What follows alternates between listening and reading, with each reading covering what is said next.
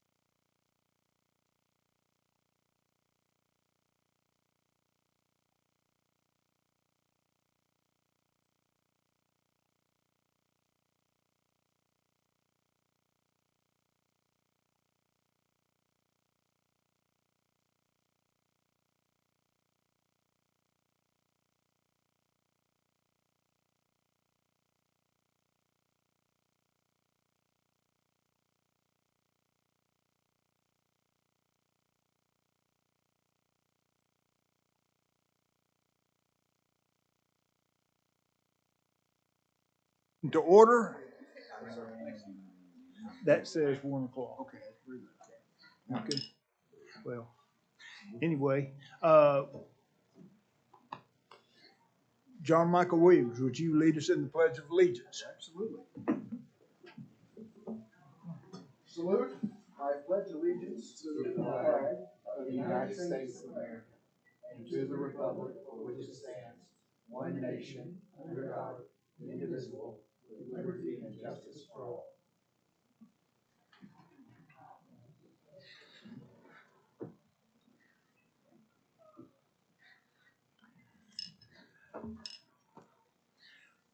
We're now at the point of public comment. Mr. Eddie, you're recognized for 3 minutes.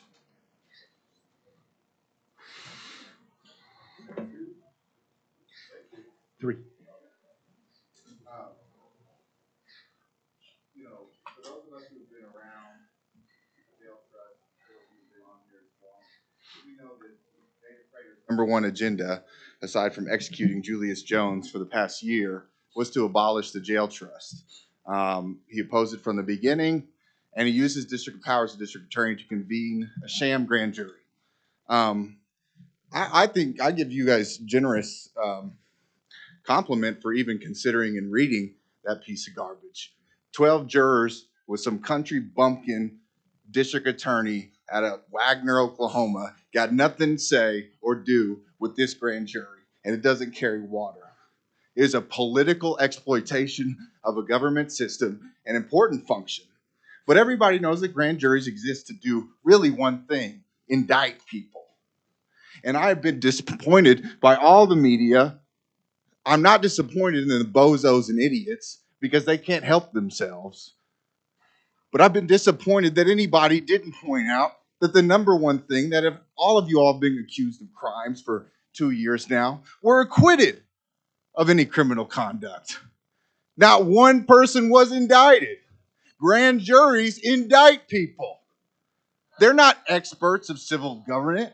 They don't know anything about how to run a jail. A district attorney doesn't. 12 regular people don't.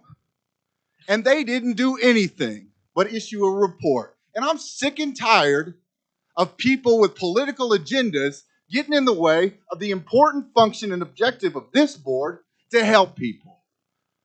And I know that Brandy and you all have taken a lot of shit as you've tried to give some relief in the worst facility in America. I'm getting sick and tired of it. Today, Brandy should be made confirmed as the director, the CEO. That should be what's on the agenda. And if any district attorney wants to come out in here, they could deal with me. You tell them to talk to Jess Eddy. I don't care who it is. Jack Thorpe, Vicky Behenna, David Prater. This is your jobs, and you are public citizens. And I'm sick and tired of this stuff. So I thank you and I applaud you. You are all just acquitted of any criminal conduct. One last thing, I would really appreciate it if the 7 of you or 9 of you powerful individuals would start talking to Ryan Walters. Because if he continues to destroy the public education system, we're going to have to deal with more and more idiots like these who can't understand a damn thing about shit. Thank you. Thank you, Mr. Eddy. Mr. Falk, you're recognized for 3 minutes.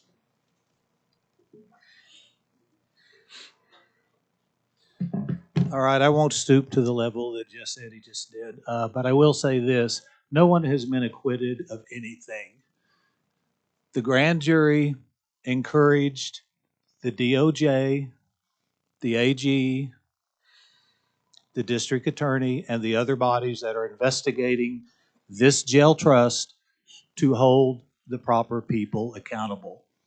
So, if you want to listen to idiocy, that's that. So you should make 2 decisions today. You should appoint Brandy Garner as the permanent CEO of that jail. She has done a wonderful job. Had she been hired over 2 years ago, we wouldn't be up here today. But she wasn't. And then you should vote to dissolve yourselves. You should vote to dissolve the jail trust.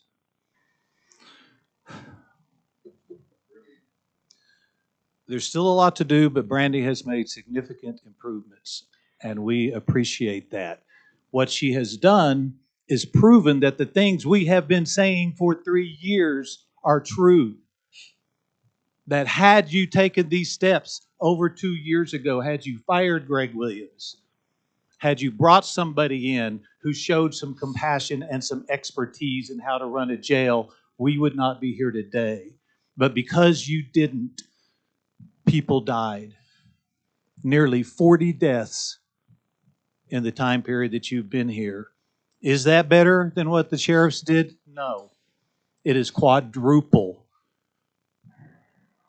This was not the deadliest jail in America when you took it over. It is the deadliest jail in America now. And we're here because this is the only voice we have. You all are all powerful, or you think you are. You think you're invincible. You think that you can sit up there, show no compassion, show no mercy, show no humanity, while body after body after body piles up in that jail. We are here to speak on behalf of those people. We do our best to understand that people have suffered in that jail needlessly. They have suffered in that jail day after day after day after day. And the truth is this: it is up to you to do the right thing for the citizens of Oklahoma County, to at least put someone in charge of that jail who is accountable to the voters, who is elected. Because that's what this is about, your humanity and your compassion. Do the right thing. And if you believe that you won't be held accountable, you all are dreaming. So we hope you do the right thing today. Thank you. Melissa Gray, you're recognized for 3 minutes.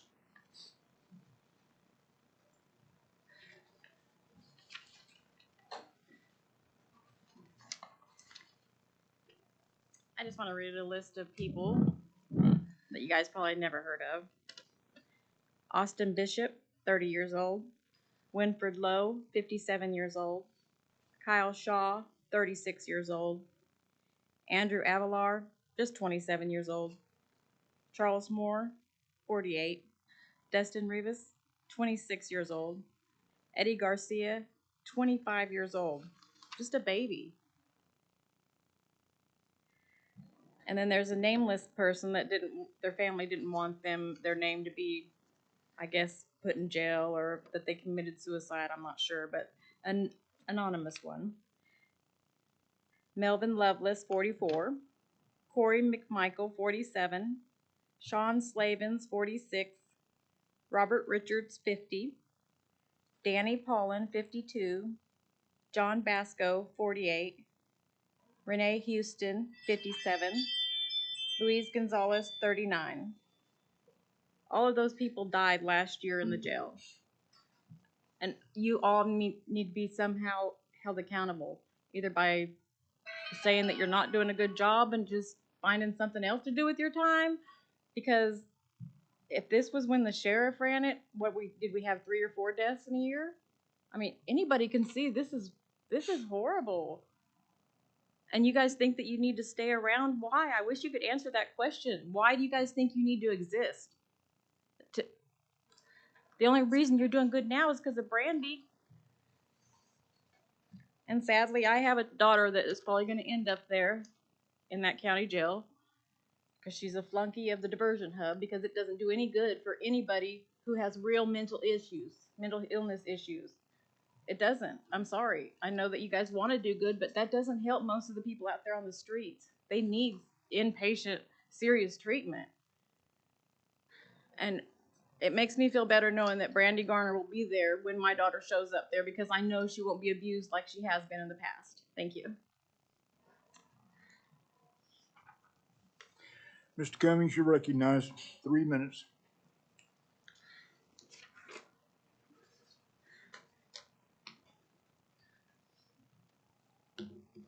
Good afternoon, everybody. A couple of times I've been up here to speak, I've jokingly said this is like an intervention. And today, it is an intervention. You're bankrupt, you're humiliated, and you're deeply shamed by that report. All of those items. So today, we can choose to go another direction, or we can go back the same direction and continue this farce as if anything's going to get any better with the same group of people that got us into it. Okay, we have choices here. Now, I would offer a few ideas, which I'm going to do. Usually they're not taken, but I'll offer them anyway. Of course, I would like the trust dissolved. I've always wanted that dissolved because no one up here has the skill, the talent, or the education to run the jail, including you, Sheriff. Nothing personal. It would be new for you. If you kept Brandy Garner on and you took over the jail, that would satisfy most people's concerns with a financial oversight. I don't know how we'd set up the financial oversight, but there would need to be other financial oversight so you don't get accused of the same things that Sheriff Wetzel did. Okay? It just solves that problem up from the start. Your other choice is for the feds to come in and take this over and take on that cost, because that's going to be expensive. It's not going to come for free. And it would be way easier to leave a CEO over at the jail, have the sheriff run it, and have a financial oversight. Really pretty simple things. He can bring in trained officers. You wouldn't have a hostage situation like you had last time. You wouldn't have somebody that didn't know how to control crowds. Look, the 8th floor and the 10th floor there are still a mess.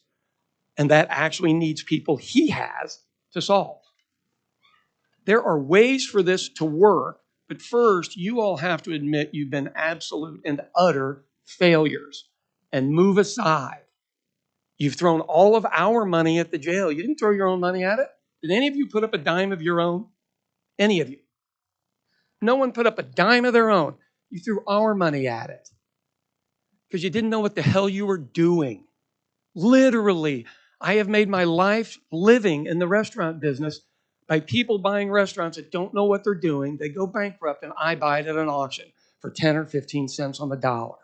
The jail's not going to go up for sale. Hey, thanks for looking at the timer, Ben. You literally are the biggest offender here.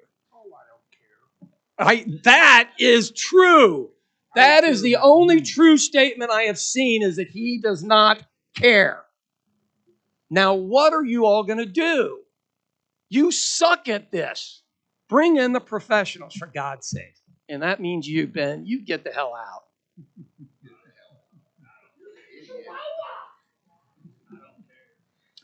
Mr. Johnson.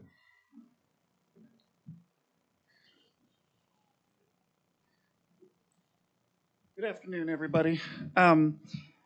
I first want to say first order of business is that Major Garner needs to be brought in. She's shown that she's doing a good job, right? I do want to say that I love this quote, is that facts are stubborn things, and whatever may be our wishes, our inclinations, or the dictates of our passions, they cannot alter the state of facts and evidence. It's President John Adams. That means that it doesn't matter what your superstition is, it doesn't matter what you believe in, what you want to happen. You need to go where the facts go. And it's clear that this experiment has failed. Okay? Now, it needs to go to the sheriff. Guys need to dissolve yourselves. Okay? I want you guys to have the courage that the victims, families, and survivors who, when they come out, when they can to protest, and when they come here, they say you guys need to go. What they've gone through. I also want you guys, you two gentlemen, Sheriff and Mr. Scobie, you guys have been upfront about, I think, the most honest about wanting to do something good. And I know that a lot of hyperbole gets pushed out that it's all the sheriff's office. You wouldn't have had a campaign event where Sheriff Wetzel raising money for your campaign. You wouldn't have had it if he was some mass murdering lunatic. Just like you wouldn't have had Mr. Prater sitting at your table at the Dr. King breakfast event. If you know, our organization was there, we were a table not too far back. I don't think, because you're a gentleman who's spoken to me, you shook my hand and told me nobody's pulling your strings. You said the same thing to me. Over there, Mr. Falk was on my right-hand side. You said that I'm going to do the best I can. I'm going to look at the evidence. I doubt you would have a mass murdering lunatic sitting at your table. Okay, I just doubt that. I want to submit for a matter for the record our letter, March 8th, to the Attorney General, which is before those findings came out. It almost mirrors that. And I ran some statistical software on everything. It shows, once again, it's a dumpster fire. All obtained from FOIA requests, all obtained from legal means of getting information. And I'm going to leave you all with this. When I was 17 years old, I decided on the summer of 17 years old that I was going to join the Army. Now, I had to wait till I graduated, but I was a child. And I said, I'm going to risk dying for my country. 18, I left. 21, I saw things that most people of you would end up in a bottle. Okay? Before I could drink, I went to my first war. I was willing to die for this country. I took an oath. You guys took oaths too, and I was a child. Most of you have children and grandchildren. It's time to do what's right. I hope you gentlemen take the charge, because you two have been the ones up front for the most part doing good. Please take this charge. It's failed. Thank you. Nanette Cummings, you're recognized for 3 minutes.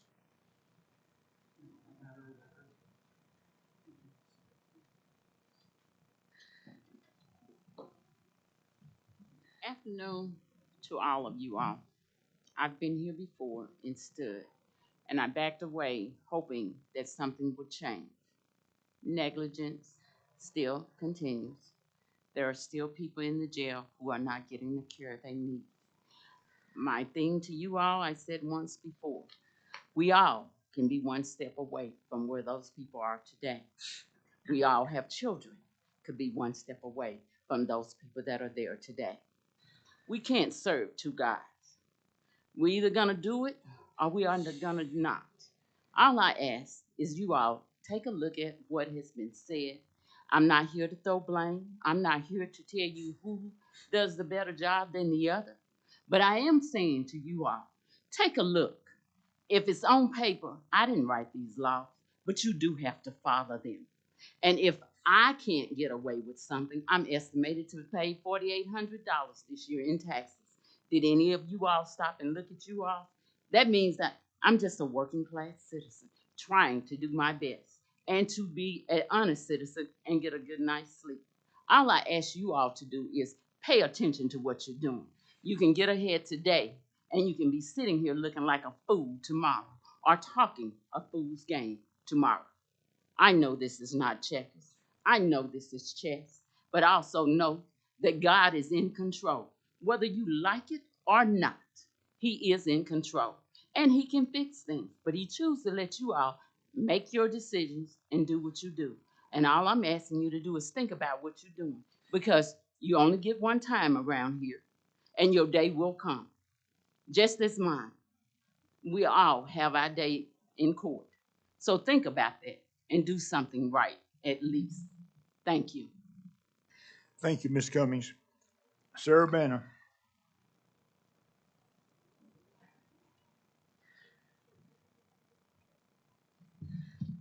Good afternoon, everyone.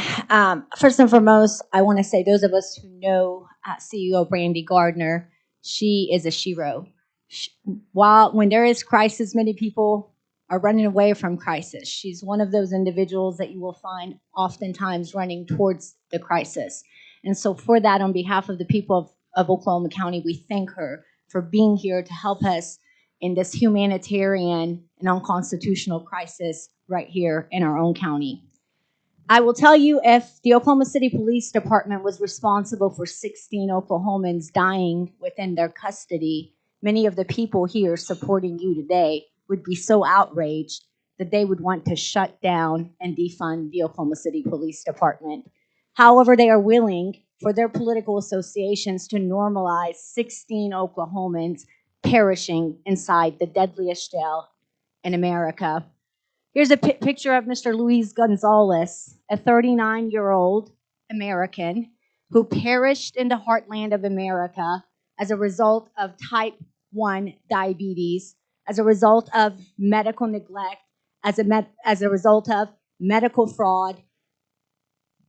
And in the Oklahoman, right post the release of the multi-county grand jury report, one artist is quoted that the failure of the trust has been because you all have been prioritizing health inside the county jail. Facts are the State Department of Health is the authority on the status and quality of health and in charge of regulating the Oklahoma County Jail. Since you all took over, the Oklahoma County Jail has failed 5 consecutive inspections. Facts are, allegations that Mr. Prater was conspiring against you all was investigated by the multi-county grand jury and found to be untruthful.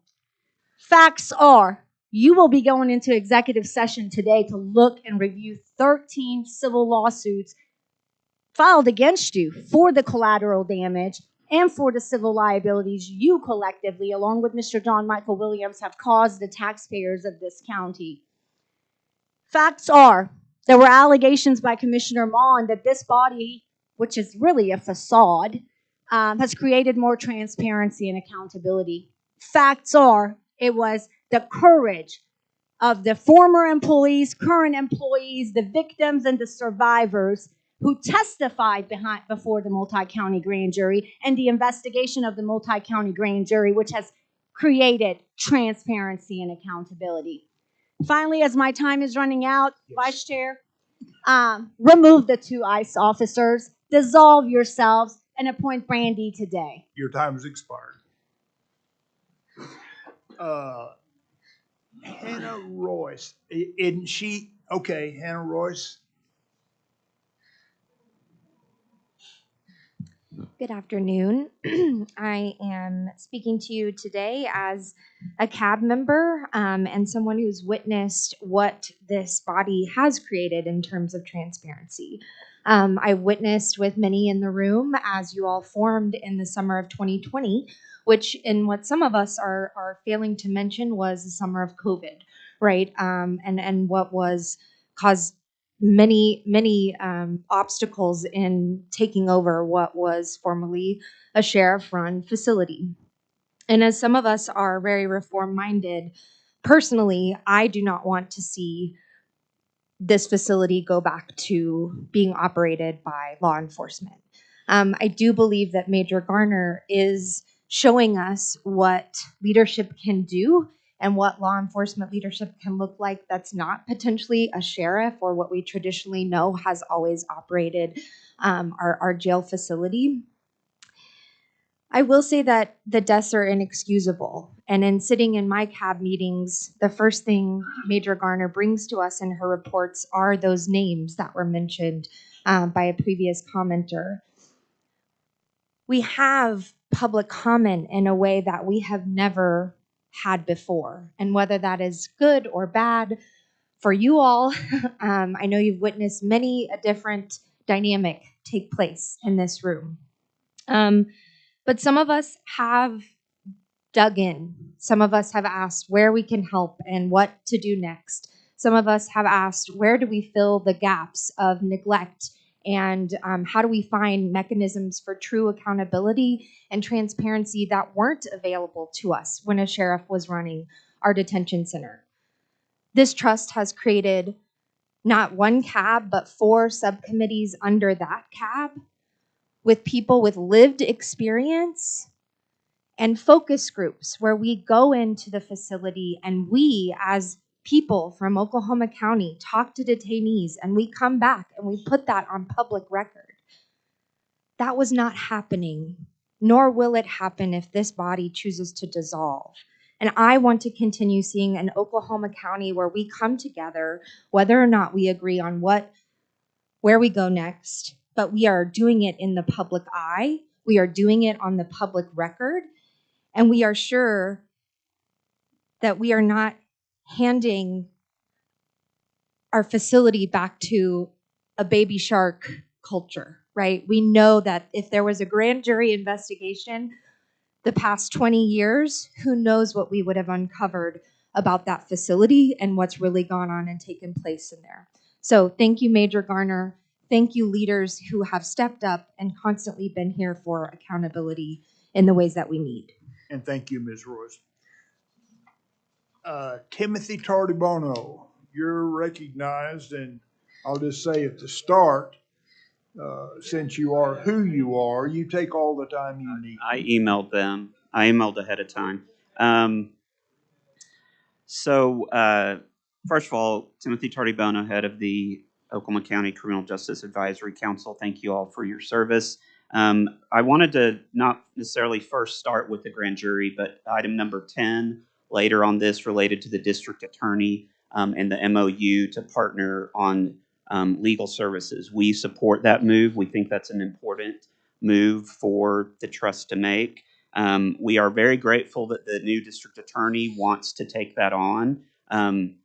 Ms. Behenna has put together a great leadership team, and we are very optimistic and confident that the services she provides will help address some of those issues, including some of those that were mentioned in the grand jury report. Second of all, related to the grand jury report, we are grateful for the grand jurors, the judge, the specially appointed district attorney and his staff for the work that they did. There's a lot in there that gives you all guidance on things to improve, including what the help the DA could do in providing those legal guidance on protocols and procedures that was mentioned in the grand jury report. But we have to disagree with their call for the dissolution of you all. Again, I think it's important to note the history, which is going all the way back to 1995 grand jury. They called for the sheriff not to run it, even just 3 years, 4 years after the new jail opened. They said it should be a trust. Another committee in 2002, a task force just for this purpose, said the same thing. No sheriff, we need a trust. And then in 2009, another task force, and they went back and chronicled the history that says the county has not acted on previous recommendations for a trust. And then, as you all are all aware, 2009, it was the Department of Justice who came in under the previous sheriff's reign and saw numerous problems. So we would argue that you all are moving in the right direction. You've put new personnel in place, you've put new procedures in place, and you're only in year 3. And the previous problems took 30 years to develop. And then finally, related to accountability, we don't just have one elected official, we have 2 elected officials in this body. Two of you all are directly appointed by other elected officials. So the level of accountability and transparency is actually higher. And I have to just ditto what Ms. Royce said. The Citizens Advisory Committee is doing great work, and we are grateful for them and grateful for you. Thank you. Are there questions of Mr. Tardibono? Okay, Chairman Brown, before we move on, I do want, for the record, to say that what I have continued to hear, other than from Jess Eddy, Hannah Royce, and Tim Tardibono, I've continued to hear hire Brandy Garner as a permanent CEO today and then fire her tomorrow.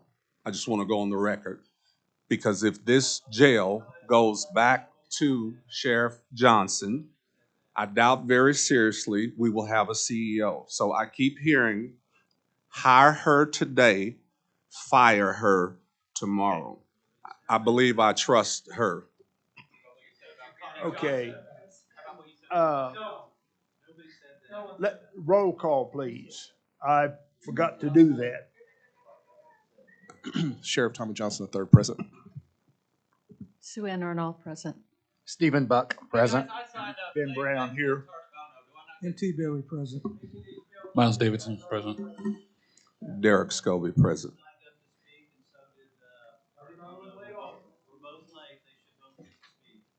I don't have a slip for you. I don't care. I'm being proud. No, if I have a slip for you, you'd get to speak like everybody else did. I don't have one. And they have to be in by 1 o'clock. He had already, look, you all aren't running this, so let's call,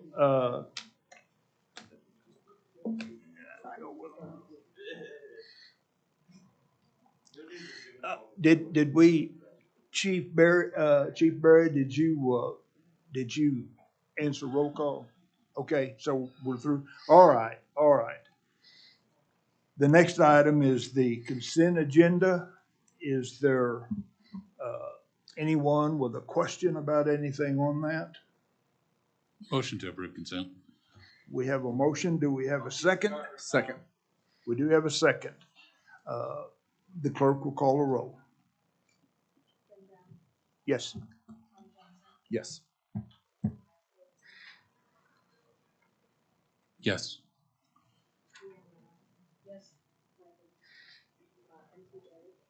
Yes. Yes. Having I was not, received I didn't, 6 ayes and no nays, I declare the same. my name wasn't called.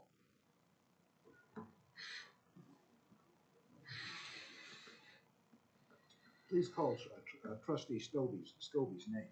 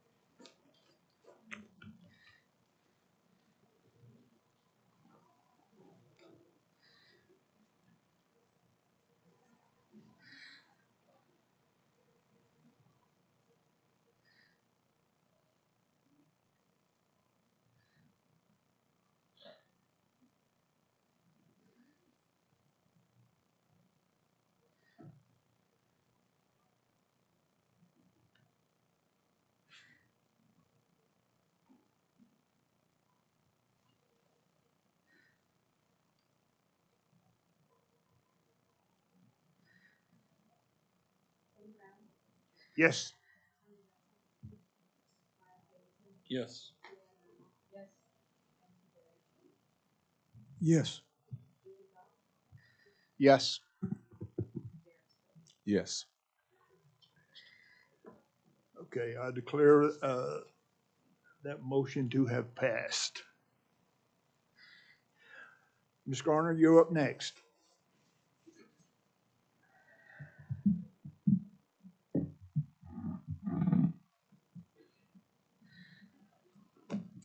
Good afternoon. Good afternoon. Thank you. So today I'm going to begin addressing the grand jury report. I'm going to touch on the recommendations that we've already been implementing and kind of what we're doing looking towards the future. I have an update on the current state of our budget, and I'll speak on our medical OR bond progress. I'm also going to share some of the statistics that I usually do, as well as information on some recent promotions. This past week, I attended the large jail network meeting in Massachusetts. This is hosted by the National Institute of Corrections. I had the privilege and opportunity to visit Middlesex County and Hampton County in Massachusetts. They are listed as model correctional facilities by the National Institute of Corrections.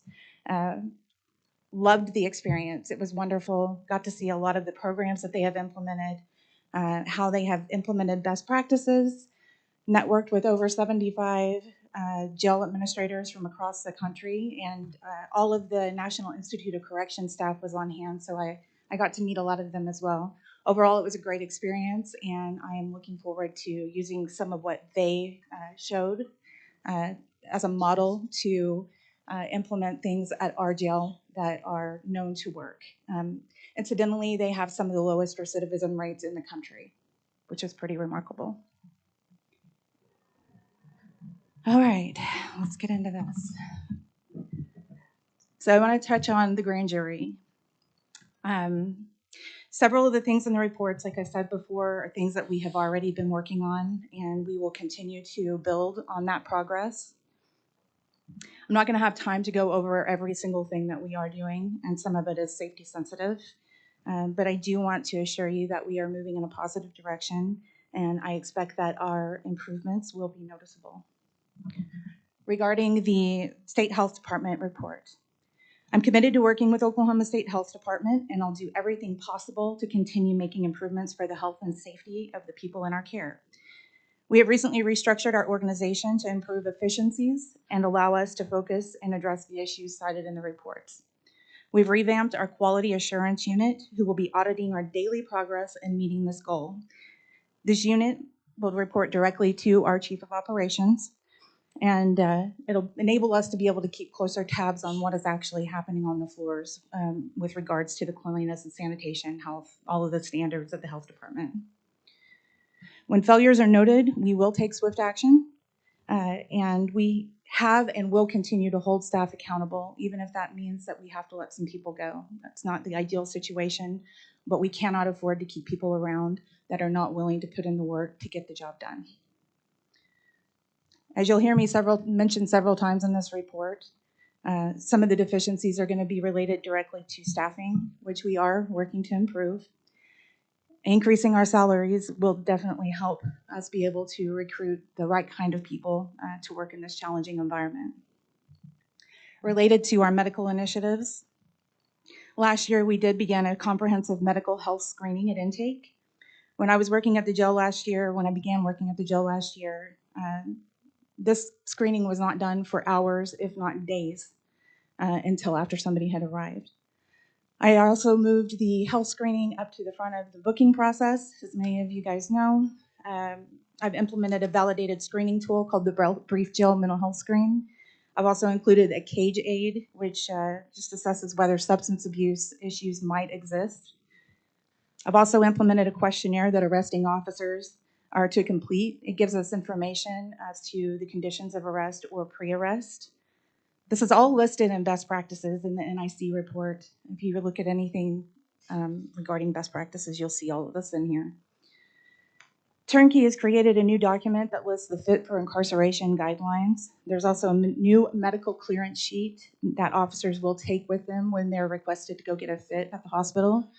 This form is to be filled out by the provider at the emergency room, and it's to be returned to us. It enables us to reach back out to the emergency room to determine what actions they took to treat the individual before we allow them to come back into the facility. We have refused more individuals at intake who had significant medical conditions. We will continue to do so while still working with the arresting agencies to ensure our community is safe. It is a team of effort, and so far our law enforcement partners have, for the most part, been understanding and supportive of our more stringent protocols. Moving forward, we will be providing suicide prevention training, increasing the awareness of risk factors to be proactive in prevention and implement best practices. Becoming a trauma-informed organization, which is something that I'm going to talk about a little bit later on. It'll also help in the prevention of suicides. I'm also looking, after visiting with Middlesex and Hampton counties, I want to develop a robust medication-assisted treatment program. I think this is going to do wonders in addressing our substance use problem. And in case you don't know what that is, MAT is the use of medications in combination with counseling and behavioral therapies, which is an evidence-based strategy to prevent overdose and improve the health and well-being of our detainees. It should also reduce overdoses within the jail and post-release. Tolerance decreases in the absence of drugs when an individual is booked in, and when they do use again, they're more likely to have a deadly overdose. And this is the same upon release. It is considered a best practice. I'm hopeful for funding to build this program in the future, and ultimately, I think it'll benefit the community as a whole. As you'll see in a few more slides, our medical OR program is moving ahead, and we also just began working with Judge Bondurant, the district attorney, public defenders, and others in the new court-ordered outpatient treatment program. It's been a great success so far. We're just maybe a month into it, and we've gotten multiple people that are released going into outpatient or inpatient treatment. And in a lot of cases, their charges are dropped, which speaks to not criminalizing mental health issues. We do utilize the tablets that the Department of Mental Health provided us to assist us in these screenings. I just kind of want to remind y'all of that. I think it was a really good partnership, and I'm really happy that they decided to provide those to us.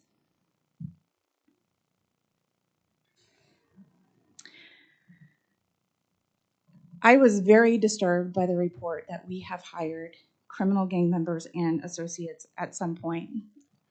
In response to that, I've ordered a complete and thorough background check of all current employees.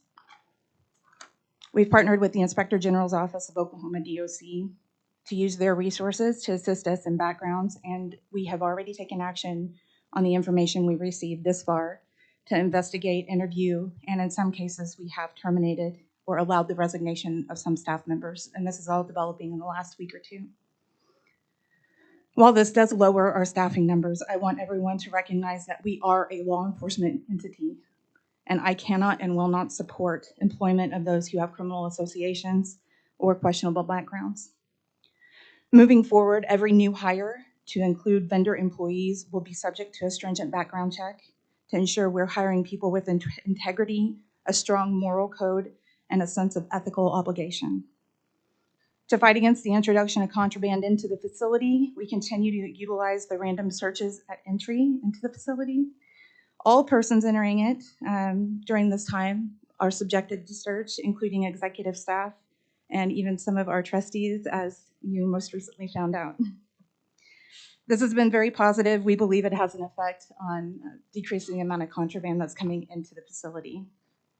Ideally, I'd like to have that staffed 24/7, but again, that's going to be a staffing and a funding issue. That's one of my goals and something that I would like to move forward with when we do have the funding. I'm going to continue to push for pay increases in our budget discussions with the county.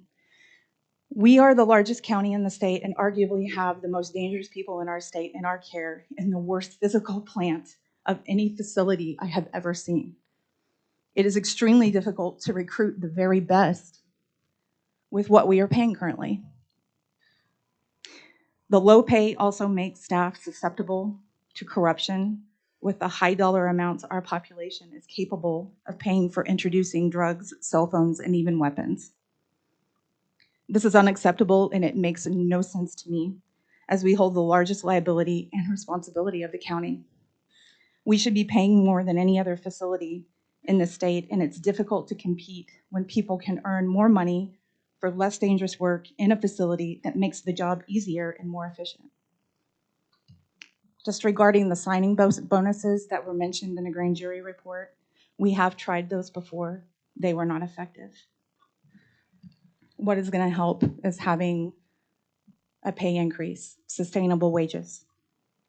In an effort to recruit people who have a law enforcement mindset, we have also formed partnerships with outside law enforcement agencies to recruit staff, as well as a way for those agencies to help guide the staff members into law enforcement careers after they've worked for us for a period of time.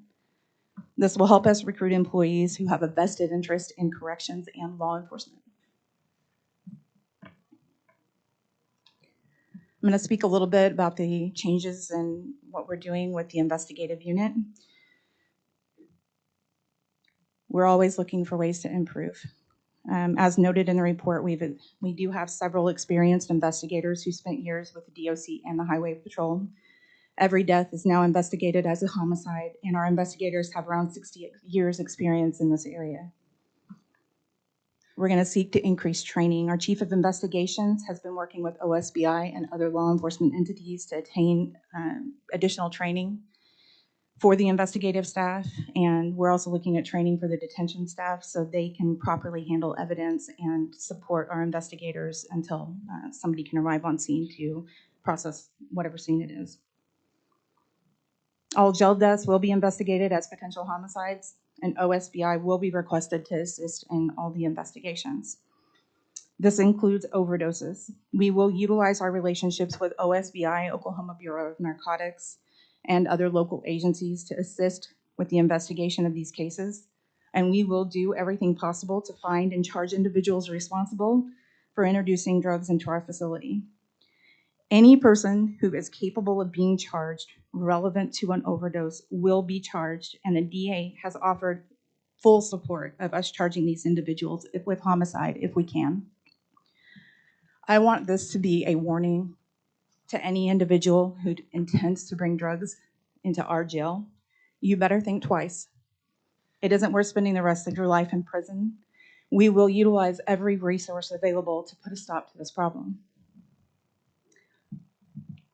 Also want to talk about the drug dog searches. As you know, we had the Inspector General's office send out a team of drug dogs, cell phone dogs, to do a facility-wide search, and we plan to continue those efforts. Our Chief of Investigations also initiated an evidence audit a few months ago, and his staff is still going through the evidence.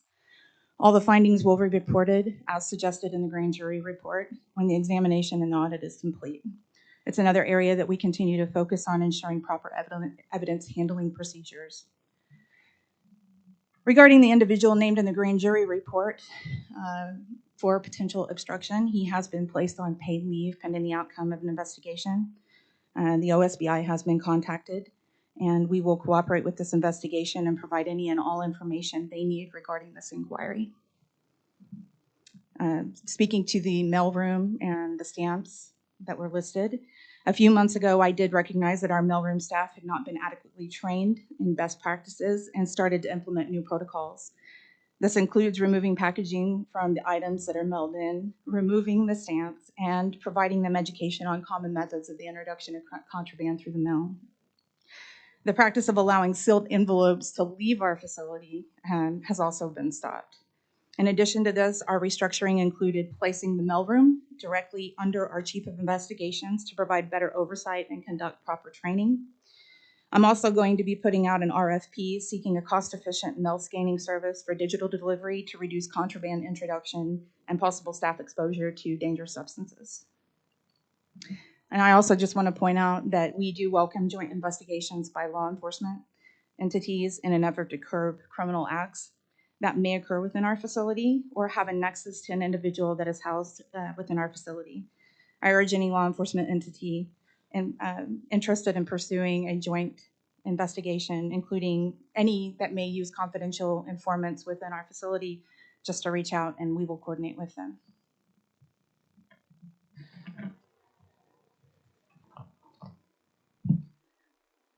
Regarding our budget, the county has approved, Accenture has reviewed all the documents and authorized payment of approximately $369,000 of the $1.1 million in ARPA funding that we were approved for reimbursement. We are now just waiting to hear back on the funds. The county has approved, well, I already mentioned that. I lost my place. I do want to be a good steward of the taxpayer money, and I'll do everything that I can to cut costs where it's appropriate, but I'm not going to cut costs if it means that I'm going to put the people in my care, our staff, or the community in jeopardy. We are scheduled to meet with Oklahoma City to go over the boarding contract. City Manager Freeman and Chief Gorley have expressed their support of our operations and what we're trying to accomplish, so I'm hopeful that we will get that part settled this week. We did begin an academy on March 27th. In March, 22 people have applied for employment and 18 were invited to interview. 9 applicants were interviewed and 7 offers were extended. Applications do continue to be low. In March, we did terminate 3 employees and 6 chose to resign. It should be noted that some of these are related to us conducting a stringent background on all of our current employees, and it does not include the number of security clearances we pulled for our vendor and contracted staff. The total employee count right now is at 292. With that said, we did get invited to go to a recruiting event at UCO. It was for women in criminal justice, and we were one of only 7 agencies that were invited to set up a recruiting table. It was a wonderful event, and I just want to publicly thank Chief Younger with Edmond PD for inviting us to be included. We are also scheduled to do a hiring event at Rose State that's exclusively for veterans on April 11th. We're going to be sending some of our veterans to go and speak to them and let them know what it's like working for the jail, and hopefully we can get some really good candidates that way as well. Our medical OR bonds. The stats are on the screen. We've identified 57 people in the month of March. We did request 49. 9 of those were granted, 2 were denied. We have 5 that are awaiting mental health evaluation, and then the remaining are pending. The ones that weren't submitted, it was because by the time we got the information, they had already been released or bonded or released to a hold for another county.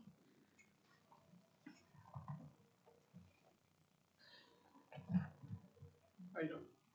I'm wonderful. Good, good. I'm excited. Just as every trust meeting, I'm going to just bring to attention a few of our cases that we have and some of the challenges that are presented by the medical conditions that the people have in our care. Case number 1 is a middle-aged male. He has significant medical history of hypertension, diabetes, prior stroke, hyperlipidemia, and stage 3 kidney disease. He has fasting blood sugars, sometimes over 1,000. He's not compliant with medication, and as such, he is at very high risk of heart attack, stroke, renal failure, blindness, nerve injury, and death. He has been submitted for a medical OR, and it's all pending. Case number 2 is an elderly, frail male. He's over 70 with significant medical history of heart attack with previous placement of multiple stents. He is not compliant with the required blood thinners to prevent clots from forming in the stents. He has multiple episodes of chest pain each week. He has diabetes, stage 3 kidney disease. He is refusing blood sugar checks. It should also be noted, he is a veteran with PTSD. He is a fall risk with an increased risk of decompensation due to his age and physical state. He has significant charges with a hold in another county for similar charges, and as such, our request has been denied. He's only been in custody about 3 months, and his case may prolong his court proceedings.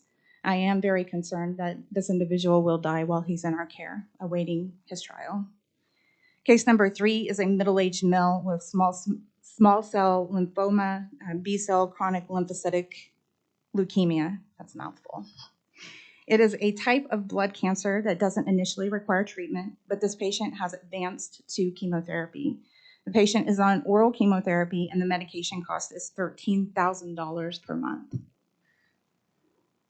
The effects of chemotherapy can compromise the immune system, and as you know, jail is probably not the place that you want to be if you have a compromised immune system. He has been in custody for over 3 months. He has a very high bond and is a repeat offender. And just as we expected, his medical OR request has been denied at this time. Every time we get an update on these individuals, we resubmit it just because we know that medical conditions don't remain the same. If they get worse, we're absolutely going to resubmit and just let the courts know that there is something further going on with that individual.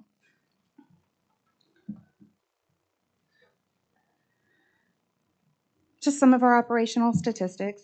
In March, we released 2,203, and we booked in 2,143 for an average of 64 bookings per day. That's trending in the right direction. We want to release more than we're booking in. These numbers are in line with what we see on a monthly basis. We did see an average of 1,528 for the month, compared with March of 2022, which was 1,676. We are down 125 detainees if you look at last year compared to this year. This morning, our population was 1,461.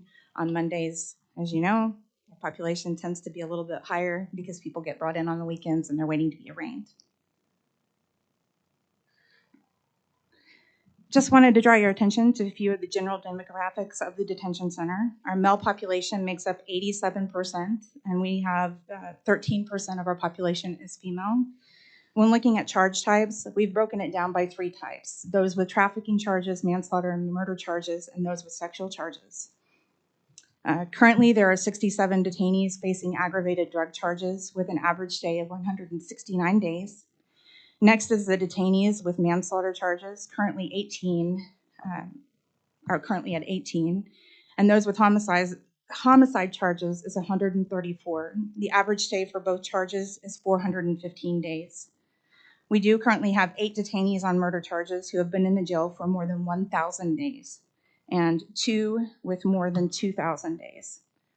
There are also 172 detainees facing charges of a sexual nature, and the average days in jail is 234. Looking at our admission statistics,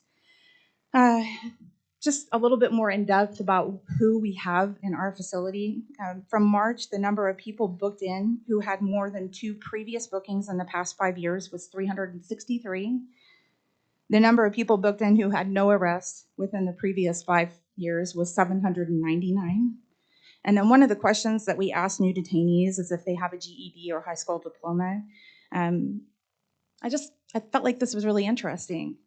Only 272 people admitted that they had a GED or said that they had a GED or a high school diploma, whereas 1,149 people declined to comment that they had a GED. I just thought that was a really interesting statistic. It'll also help us kind of drive programs, I think, in the future. It's very clear that we would benefit from having either the high set or GED brought into the jail.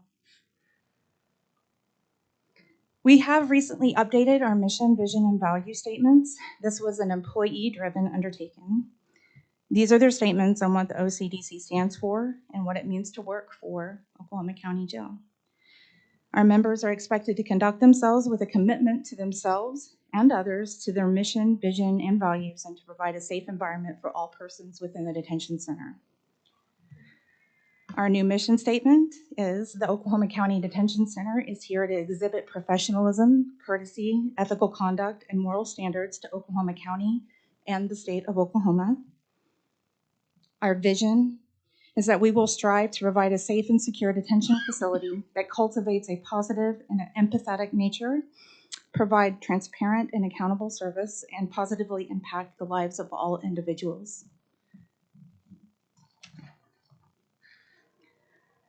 These are our core values. I don't think that I have to explain what each one of these means, but when we put this out to our staff, we explained what our expectation is for professionalism, respect, accountability, integrity, service, and empowerment. Everyone is expected to strive daily to promote all of these values. And I think what is great about this is that they had input. This is what they believe we need to be. And I think that it's the direction that we should be headed. This Wednesday, we're going to host our first trauma-informed response training class. I am excited to bring this training to our staff as we're working diligently to improve our culture and the services available to our inmates. I mentioned in last month's meeting, as more studies are conducted on trauma and how it affects people, it's clear that those who interface with the criminal justice system have been exposed to traumatic events throughout their life. It is our responsibility to acknowledge and recognize that these individuals are often victims before they are offenders. Because of the nature of our work, we can easily and ignorantly trigger previous trauma, which increases trauma-related symptoms such as impulsive acts and aggression that may be difficult to manage. As an example of how effective this is, in the mental health unit in Framingham, Massachusetts, cultivating this environment led to a 62% decrease in assaults on staff and 54% decrease in inmate-on-inmate assaults. Evidence also suggests it resulted in a 60% decline in suicide attempts and a 33% decrease in the need for one-on-one mental health evaluations. My goal is for us to be a trauma-informed organization. I want all of our staff to understand how people are affected by trauma and how they cope with it and victimization. And I want them to be invested in mastering trauma-informed practices, which will ultimately make their jobs easier and safer. Lastly, I just want to call attention to some employees that we recently promoted. We did have some command staff vacancies that I'm excited we were able to fill. We're proud to announce the promotion of 5 outstanding employees that exhibit our mission, vision, and values, and we are looking forward to their leadership for the betterment of our organization. We promoted 2 employees to the rank of captain. Adebola Otoki will be overseeing our shift operations, and Bridget Tate, who will be leading our intake discharge unit. Both of these women are dedicated to our organization. They've worked there for many years, and they have adopted a growth mindset that will help guide our staff into the future. We also promoted 2 staff sergeants, Christopher Milner and Gavin Holloway, and 1 sergeant, Deborah Walker. And with that concludes my report. Are there questions from trustees? Sheriff, do you have a question? Okay, questions from trustees. Do we have a motion to accept this report? Hold on, I got a couple of questions. Oklahoma City boarding contract, have they started paying yet, or? They have not. Once Okay. we settle on the amount, I'm assuming that we will get paid in arrears. How much do we project that to be off of the 1.1 that we're gonna be short? Is that, are we projecting the 495, 500,000, somewhere in there? That's about how it should be, yeah. Okay. And then you said you were negotiating a new contract with Oklahoma City. So the decision has been made that once we negotiate this contract, we're just going to make it for the new fiscal year as well. So that way we're not getting into this situation where we don't have a contract in place come July 1. Has there been anybody off the trust assist you with that or start helping you move forward besides? Not yet, but I'm willing to accept the help. Okay. And then you spoke in your presentation about a competitive wage. Mm-hmm. What do you project that to be? And then what is the impact on future budgets? I wouldn't have that number in front of me right now. Ideally, I would like to get our staff up to at least starting wage of $45,000 a year. And that's a minimum, truly. Yeah. And then lastly, before we go on, the congratulations to Brandon Gardner and the great work she's doing, Train. Why are the individuals in the jail for 2,000 days? They're awaiting their trial. A lot of them, they'll get extended. I mean, you have to think it's a capital crime. And so there's a lot that goes into that. There's a lot of continuancies and It just seems, it is. It's a long time. I would say it's probably not that rare, depending on who the individual is and how heinous it was. okay. And then, like I said, you're doing magnificent things. Some of the things that I want to highlight, there was an article in the paper that spoke about the drugs that were introduced into the jail and so on, and how we had previously interdicted and kept that from going. I know from talking to you from almost onset of you stepping into this role, you started looking at how to stop the contraband, doing the searches, doing the drug dogs with other agencies, and you're pushing forward to work with even more agencies to bring those individuals in so we could stop the overdoses and the suicides and doing some of those things. So that those are great things. You deserve to be applauded. I appreciate your efforts there. Also, Nico, yours and mine's fascination with the National Institute of Corrections is shared. I'm looking forward to them coming to towns as soon as possible to do what they call, it's basically a best practices of building a new jail. I think some of the stuff will be quite enlightening to the trust members and people that haven't seen it before. But I know that they're a great institute, and I'm thankful that you went, and hopefully there's a lot of those things that we can start implementing here for you. And again, great vision, good job. Thank you. Can't say thank you enough. Thank you. Are there other questions? I do have a question. I recall that there was going to be a new procedure with Oklahoma City where we would be taking people physically or sending people physically to the municipal courts for arraignments. Has that started yet?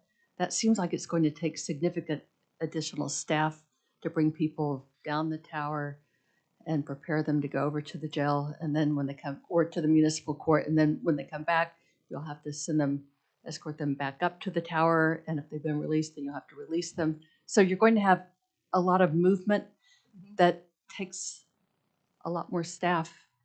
Is that being included in the negotiations with this new, I would suggest an a la carte type of charge for doing this, because this is purely municipal, it's not county, and a county jail is going to be providing those services, not Agreed. just the housing and booking. So I'm not sure where we landed. I know that it's supposed to start sometime this week, but I don't know where we landed since I was out of town last week. The last I heard is that Oklahoma City police officers would be getting their detainees and escorting them across the street, and kind of like what you said. So don't know where we landed on that. Last I heard is that they did not want to do the video visits, which it does take more staff. And I agree with you. I think it should have, as you put, an a la carte approach to it. It's your staff preparing them for an additional trip over to a Correct. courthouse. And I'm also concerned about walking people in orange across the street in a very public way. That's just, but. Thanks. Are there other questions? Seeing none, do we have a motion to accept? Motion to receive report. We have a motion, we have a second. Clerk, please call a roll. Yes. Yes. Yes. Yes. Yes. Yes. Yes.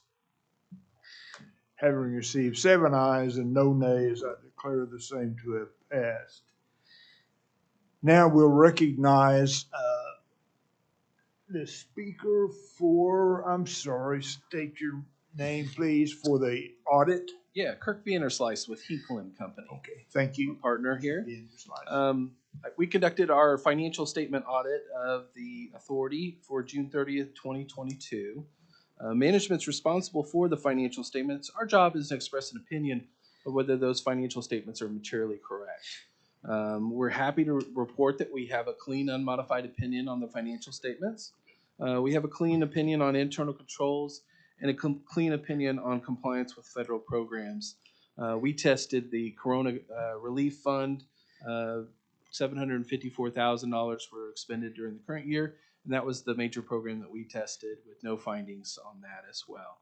The audit process went very smoothly this year. We did have a significant change in estimate, and I do want to highlight that. The authority is part of the countywide pension program, other post-employment pension program. In previous years, the actuarial was done over the whole program, and then the allocation of that was based on the number of employees of the county and the authority, and then it was split based on that. This year, the actuarial went in and actually calculated based on the authority's employees and their demographic, and then the county employees. They found that the authority's employees don't always stay till retirement and have a higher turnover, and that changed the percentage of the allocation of this, and it was significant material to the financial statements, and that is reflected within there. It's a non-cash liability. It was in the previous year, and it declined about $60 million, and that's just an estimated liability that's non-cash, so it is reflected in there within these financial statements, and I would like to highlight that. Happy to answer any questions from the trustees at this point. Are there questions on our audit? Sheriff, do you have a question? Okay, are there questions? Do we hear a motion to accept the audit? So moved. We have a motion. Do we have a second? We do have a second. Those in favor vote aye. Those opposed vote no.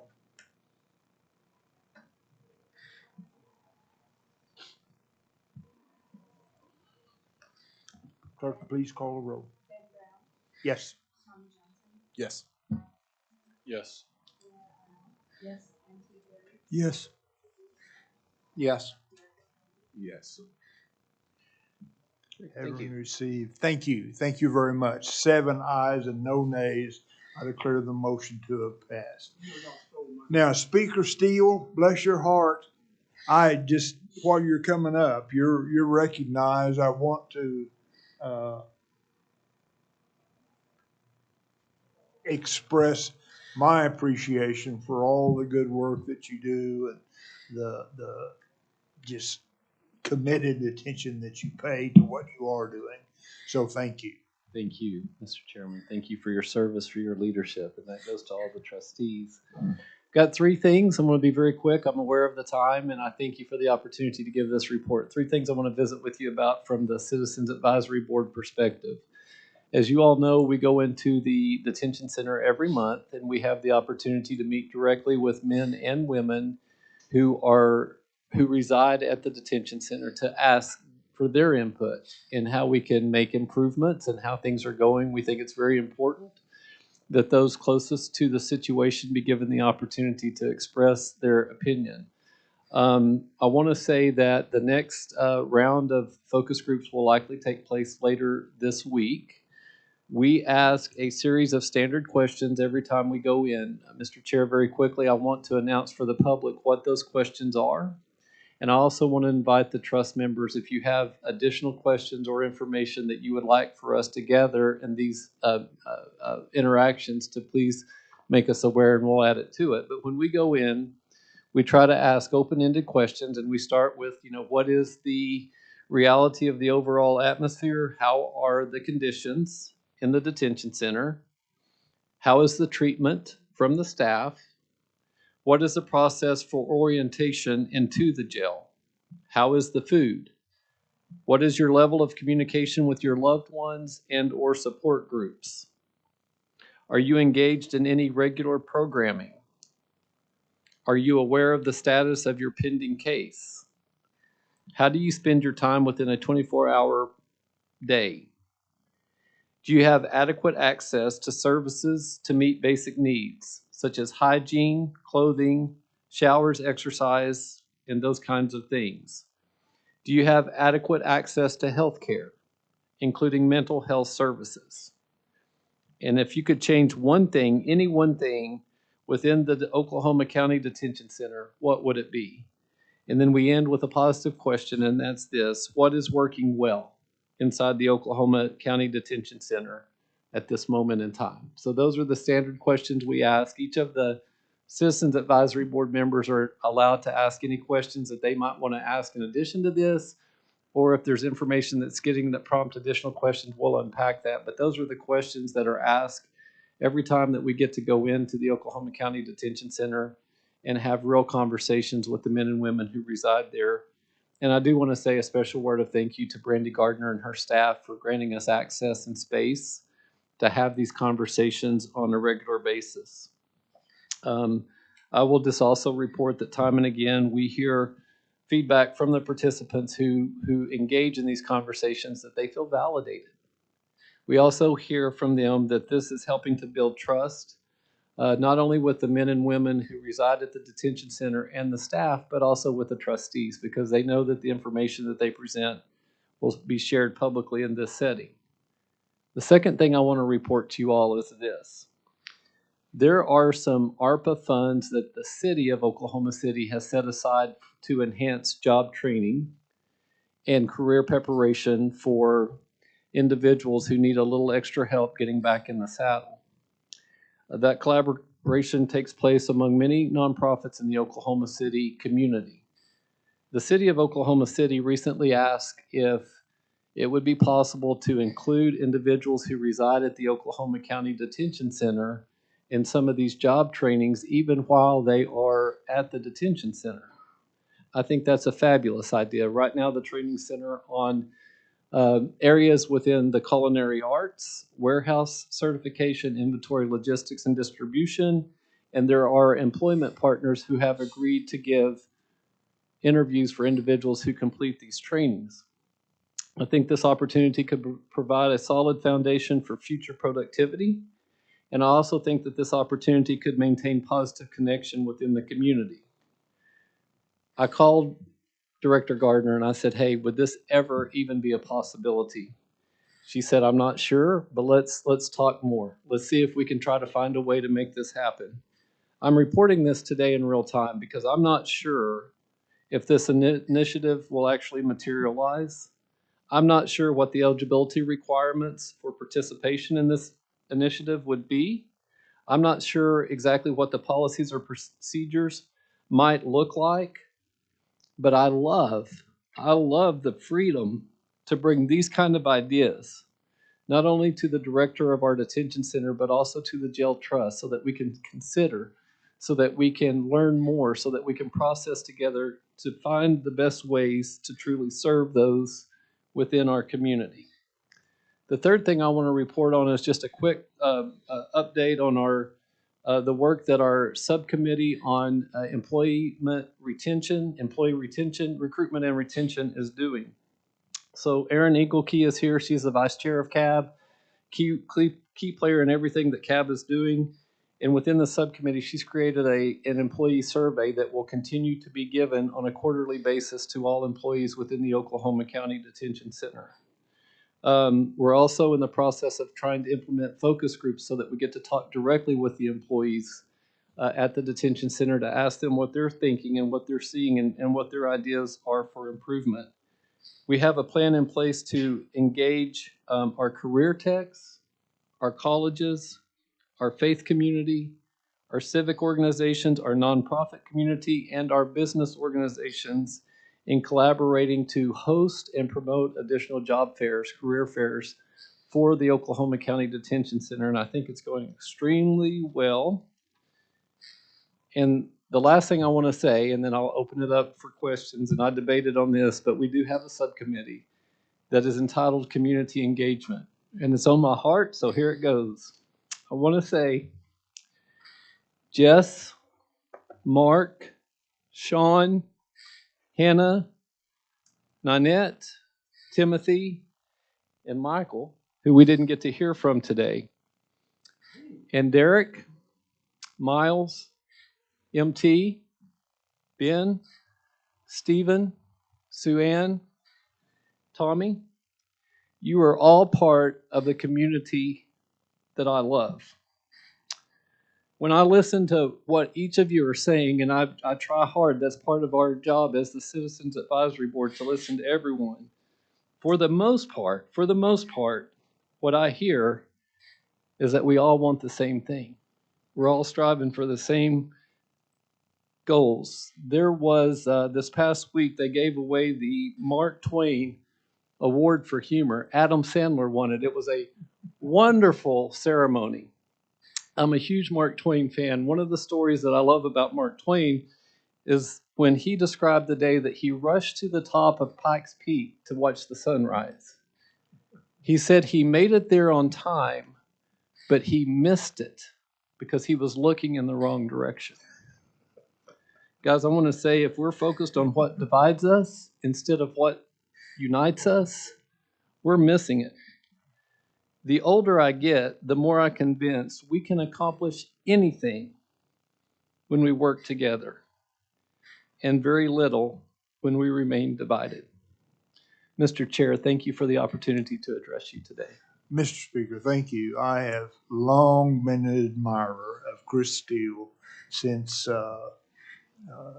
Shawnee and substance abuse treatment programs there, and Sally. And anyway, thank Yes, sir. you. Now, a question. Yes, sir. I think it might be helpful at some point for you and those whom you might choose to sit down in just a small meeting with Brandy and if I'm still a part of the trust, I'd like to be part of that. But just to talk about your findings with the surveys, both with staff and arrestees. Is that something, to have a conversation more Oh, than? yes, sir. Yes, sir. Our goal as a citizens advisory board is to process the common threads, the common themes, and to present an official report to the trust. But as we're gathering the information, we're trying to give you reports kind of in real time.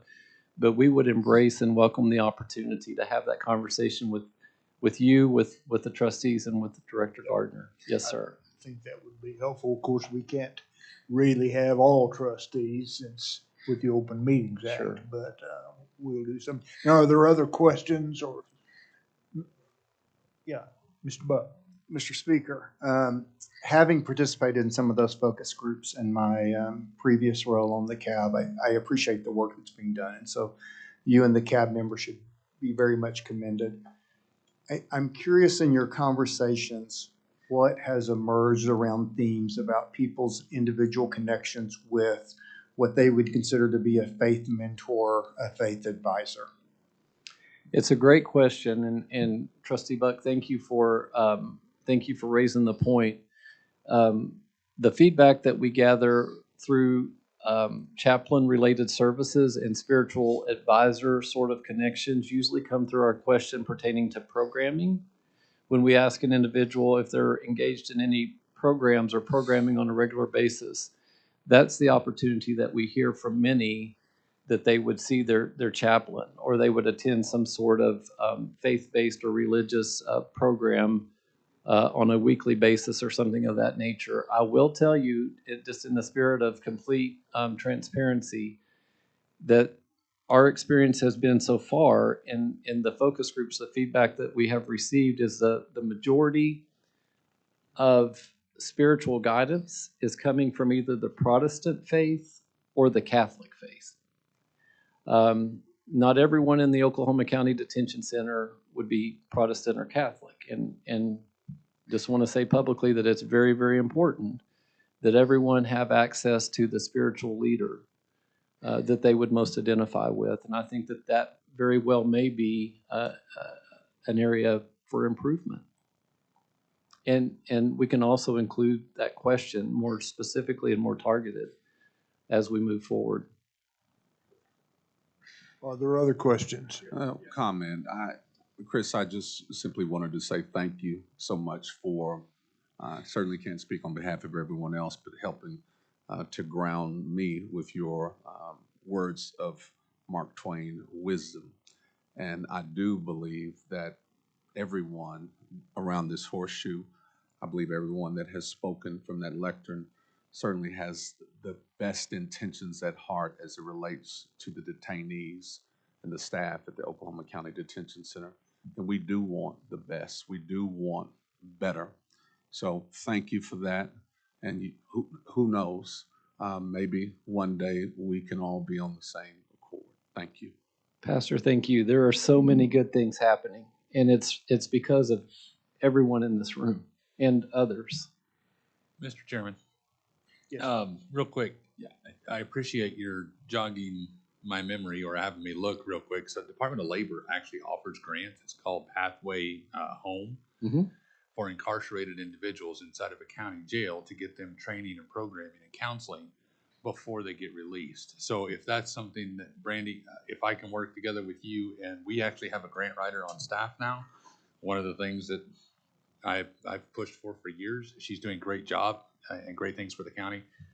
This actually closes on 4/21, so we have a little bit of time, but if we could all work together, just like you're saying, and chase this grant, we may actually be able to implement that sooner rather than later.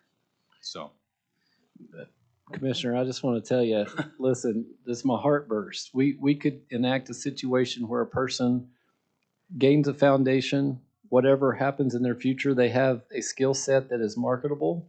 They can maintain connection to the community, and they can get what they need to fulfill their own personal goals of being a productive citizen. Yep. Within our community. It's a win-win. So there's multiple. It says it's open to nonprofit, community, or faith-based organizations, cities, townships, counties, states. So I mean, we can obviously we can apply as a county, and would love to do so. And quite frankly, I mean, you could apply as a nonprofit as well. So Love it. Love it so much. And I guess either the one from the city or the one you're talking about might cover the GED part of it that Brandy pointed to a while ago. Well, this is a continuum of training for in-demand positions. Oh, okay. So It might not. Okay. through the bipartisan infrastructure law is what these funds are from. These funds that he is speaking about specifically are ARPA funds that the city has set aside separately. I can't tell you what we would do as a county, but this here would actually be in addition to whatever ARPA funds we have. I would highly recommend that we all contact our commissioners and tell them our support applying for this grant. Did I see another question? As far as the workforce preparedness, I think that's an awesome idea and one that we have to put a lot of effort behind. So it's a good addition, Commissioner, and I think that's something we need to pursue. Okay, do we have a motion to accept this report? Motion. We have a motion, a second? We have a motion and a second. Clerk, please call the roll. Yes. Yes. Yes. Yes. Yes. Yes. Having received 7 ayes and no nays, I declare the same to have passed. Thank you, Mr. Speaker. Thank you, Mr. Chair and members of the trust. Yeah. What am I supposed to do with that? Okay. No, you're not recognized. You let this man back here speak. Will you please sit down, Mr. Washington, or I'll ask that you be removed. Oh, you're not going to talk. We're on to item 8.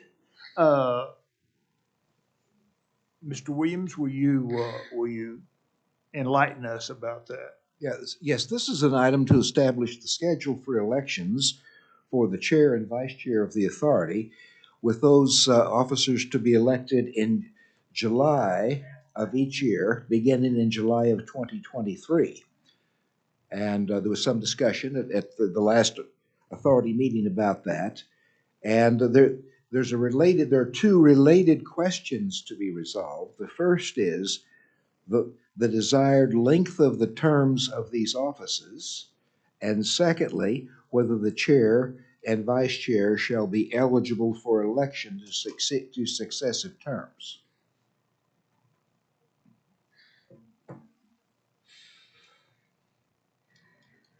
Well, maybe a good question is, what length of term? I think a year length is perfect, and they can succeed themselves if wished on by this board. Now, I'm sorry, Sheriff, you said every year? Yes, a year term. Yeah. So at the end of every fiscal year, you can obviously run again and get reelected for the same position. I don't think that's a bad deal. Sheriff, let me share my experience from a period at Oklahoma City Community College when I was a regent. And there we rotated annually. The difficulty I had with that is by the time I got up to speed and understood what was going on, it was time to move on. And I think that's significant as an issue, but this group will make the decision. Well, I think that's a fair statement. I think that's fair. Are there other thoughts? I think we should at least consider if we do it a yearly term, then a term limit of 2 years, or just consider 2-year terms, and then that's the limit right there. That's my input. Are there other thoughts? Or do we have a motion? That's what we can act on. I would agree with Mr. Scobie that a 2-year term max. Otherwise, there gets to be this groupthink where nobody wants to upset the person, and so they don't want to vote against them, which is what it becomes. And so by having a term, then it eliminates that type of angst. Okay, we need to move on. We need a motion. I'll make a motion for a 2-year term only. A second. 1 2-year term. Is that your motion? Do we? To be clear, the motion is that it is 1 2-year term. So the term is 1 year, and you only get 1 2-year term. Or is it annual election? No, 1 election for a 2-year term, and it caps. Okay. Term limit, 1 term, 2 years. And that term is for 2 years. Correct. I understand. We have a motion. Do we have a second? We have a second. And may I suggest that the appropriate item is to move item 10, move approval of item 8 for 1 2-year term. Exactly. Yes. There's some other language in number 8 that's important. Yes, that is what I'm moving to. Okay, we do have a motion on the floor. I don't think it needs to be stated again. We have a motion and a second. Those in favor vote aye. Aye. Oh, yes. Yes. Yes. Yes. Yes. Yes. Having received 7 aye votes and no nay votes, I declare that to have passed. So when we elect, it will be for 1 2-year term, period. Now, do you have another part of number 8? No, that's all of 8. And now you're down to 8 to number 9, the election of a vice chair to serve from now and until the first meeting in July of 2023 for the vice chair. Now, if I remember right, that election for the new vice chair was going to be in June and take office in July. Was that? No, the election is in July for both the chair and the vice chair. It's at the first meeting in July, which is very early July, and they'll take office at that July meeting. And that was number 8. And now the question is the election of the vice chair to serve from now for this 3-month period until the first meeting of the authority in July of 2023. Mr. Chairman, I'd like to make a motion to appoint or to elect Stephen Buck as the vice chair of the Oklahoma Trust. I second it. We have a motion and a second. Those in favor vote aye. Aye. Yes. Yes. Yes. Yes. Yes. Abstain. I'll go ahead and vote for yourself. Having received 6 ayes and no nays, I declare the same to have passed. Now, are we gonna turn this over immediately now? Well, no. Mr. Buck is the vice chair right now, but you're the acting chair through until the July election. Yeah. No, there's no change of officers. I thought maybe I was off the hook. Yeah. It's wishful thinking. Okay.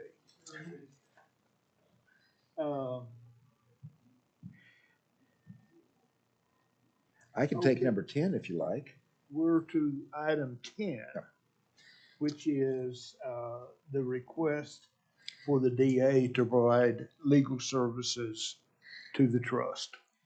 Yes, and this particular item includes a memorandum of understanding for the Office of District Attorney to provide legal services to the trust, and there's a companion memorandum of understanding with the county clerk, which has the effect of directing the county clerk to provide notices of lawsuits and other things to the Office of District Attorney. And I'd like to recognize the head of the Civil Division of the Office of District Attorney, Ms. Erin Etherington, who is here, and the First Assistant District Attorney, Michael Fry, who's also here. And certainly anything that you'd like to say or not say, but it's optional. It's good if you do. Members of the trust, just as an introduction, I'm Michael Fry, First Assistant of the District Attorney's Office. Through great discussions with Ms. Behenna, our Civil Division, we would gladly take on this duty if you choose to sign the Memorandum of Understanding, and we would look forward to working with you in that respect. I think this partnership with the district attorney's office is a huge step forward for the trust, and it's something that I'll be supporting. Is that a motion to approve? That's a motion to approve. I'll second. And let the motion be to approve item 10. Right. Where's item 10? I don't see it. Oh, it's on that. Oh. Do we have a second to that motion? I'll second. We have a second. Are there questions or any other discussion? Okay, we have a motion and a second. Clerk, call a roll, please. Yes. Yes. Yes. Yes. Yes. Yes. Yes. Having received 7 aye votes and no nay votes, I declare the same to have passed.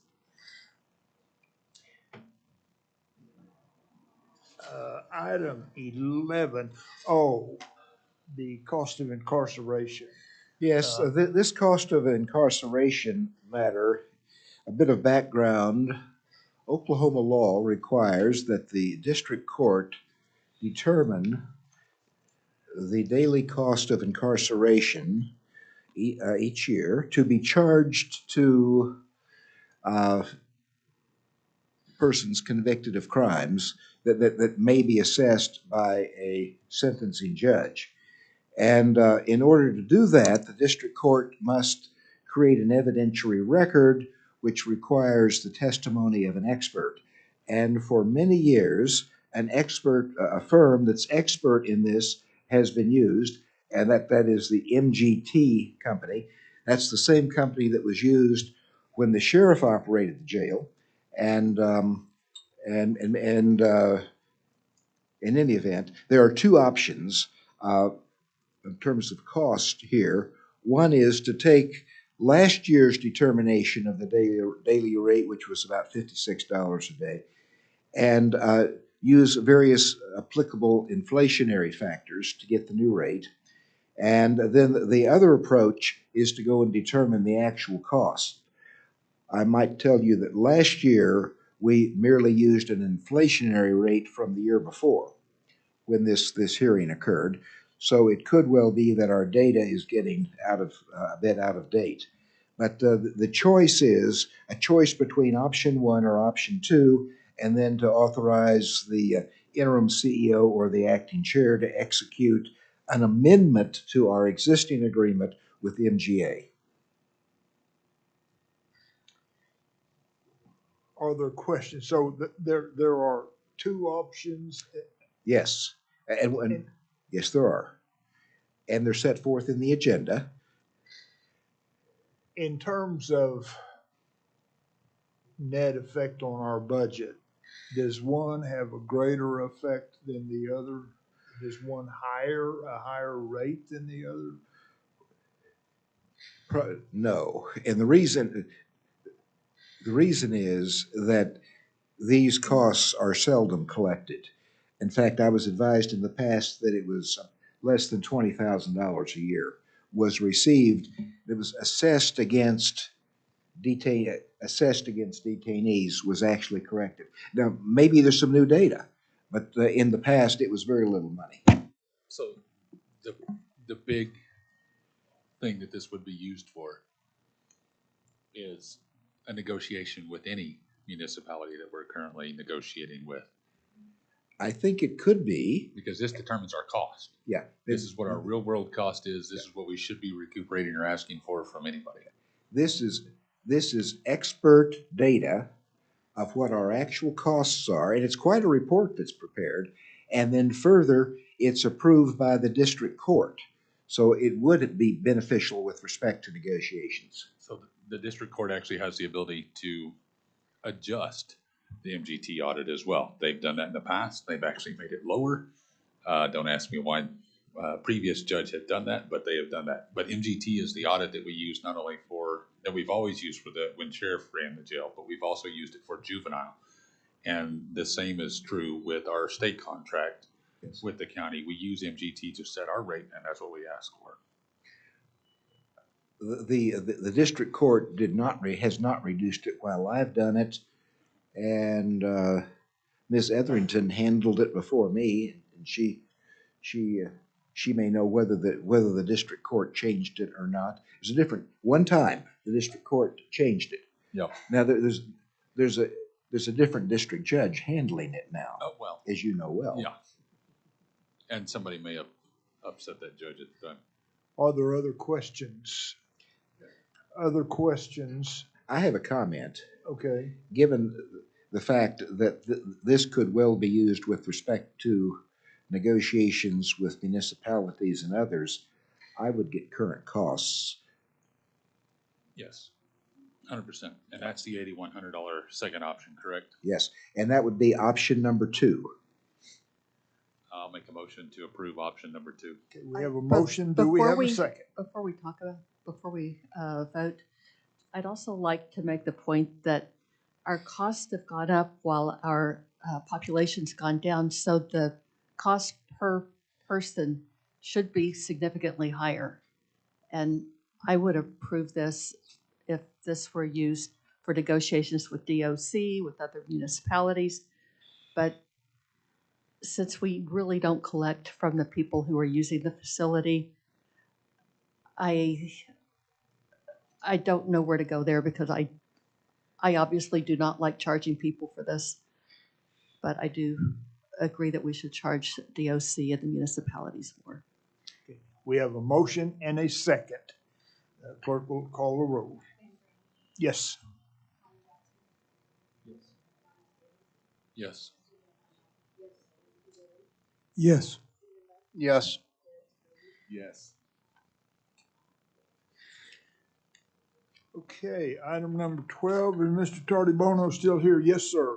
Actually, this is not a report of Mr. Tardibono to help move things along. It's the appointment by the authority of a person to serve as a member of the RFQ Review Committee of the Oklahoma County Citizens Bond Advisory Board. Oh, just if you would allow me, if you are going to appoint Major Garner, we'd also ask that you make a proxy appointment of Mandy Phelps as the Deputy Director of the facilities, so that the two of them could either, one of them could attend in place of the other. We understand that Mandy would be interested in that, and that because we don't know how long the RFQ committee will serve, we recognize Ms. Garner has limited time, so that would give them the option of working that out if you so choose. A trustee could also serve. That's correct. And we will say that the architect bids were received today. The county and the engineer, the central purchasing, will go through those and determine which of those meet the basic qualifications. And by the end of April, that committee should meet and go through the qualified architect recommendations to make recommendations. Okay, I'm reading item 12 again. I was going to see if the chair could appoint, but it says the authority. So I think we need a motion from the authority for an appointment. I'd move to appoint Major Brandy Garner as the person to serve on the RFQ with the alternate for her, the deputy.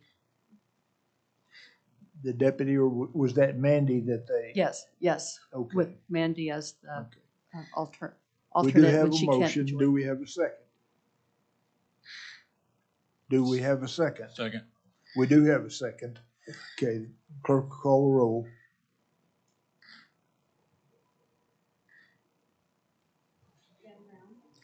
Yes. Yes. Yes. Yes. Yes. Yes. Yes. Having received 7 aye votes and no nay votes, I declare the same to have passed. We have no contract, so we'll skip item 13. Item 14 is the resolution it's not just to, it's in fact to purposefully keep the issue of budget and salaries before the Board of County Commissioners. So I would entertain a motion to approve that. Motion to approve resolution. We have a motion. Do we have a second? Second. We have a second. Those in favor vote aye. Those opposed vote no. Yes. Yes. Yes. Yes. Yes. Yes. Having received 7 aye votes and no nay votes, I declare the same to have passed. Next up is a discussion of our budget. Mr. C, you're up. Good afternoon. For current year, we're still 1.6 million deficit. So if you don't receive the money from ARPA for 1.1 million and the Oklahoma City voting contract about 500,000, so that's basically what will put us at with a balanced budget. So we're still waiting for those two sources for revenues. And to answer Commissioner Davidson, what the how much money we ask for from the county in our proposed budget. Currently, our cadet, the detention officer starting pay is $3,091.95 per month. And that's an annual salary of $37,103.40. That's how much we pay our detention officer to work at the jail. And in our proposed budget, we are suggesting a 8.5% COLA adjustment, and that will bring that pay up to $40,257. And that's still way below what everyone else is paying right now. And do you have that broken down by hourly rate? Just out of curiosity. Yeah, give me just a minute. Yeah.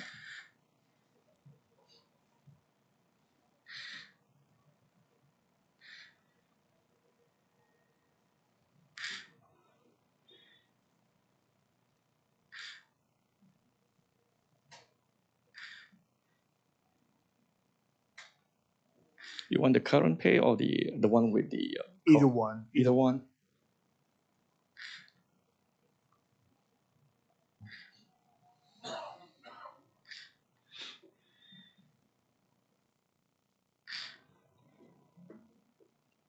That's $17.84 an hour for the current. That's what we're paying. That's not far off from starting pay for McDonald's or some of those No. other places, is it? Okay. No. Okay. Let me turn that back on. How many DOs are we budgeted for? I don't have the exact DOs number, but I have the total. Right now, for the current year, we have the budget for 320 full-time employees. Okay. And Yeah, I'm just trying to figure out roughly what that increase would be if we brought it up to Maynard Gardner's suggested. yeah, I don't have that number. The only number I have is with the 8.5% and the additional 89 full-time employees to get our full-time staff to 409. And that's additional between salaries and the fringe benefits. That's a total of $6.6 million that we need for the raises and the additional staff. But that's to get somebody up to under $20 an hour, right? Yeah, that will get us to, for the starting pay for the cadet, it will be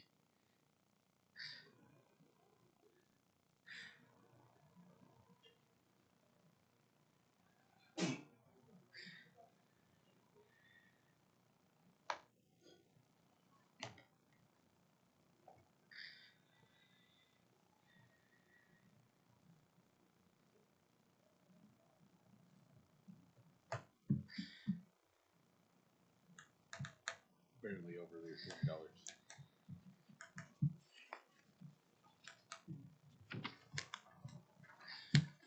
that will get us to $19.35 with the cost of living, the 8.5%. If we're really wanting to continue the trend we're on and have better, not better staff, but more staff and keep the ones we have and encourage others who are high quality to join, I think you're asking too low. And I realize this isn't my money, but it's everybody's responsibility that we keep the people in the jail safe and then we also keep the staff safe. And in order for the staff to be safe, they need more and better trained. And somebody starting out at 19 even, we're so lucky that we get the good ones we do. But obviously we're not getting very many of them at that.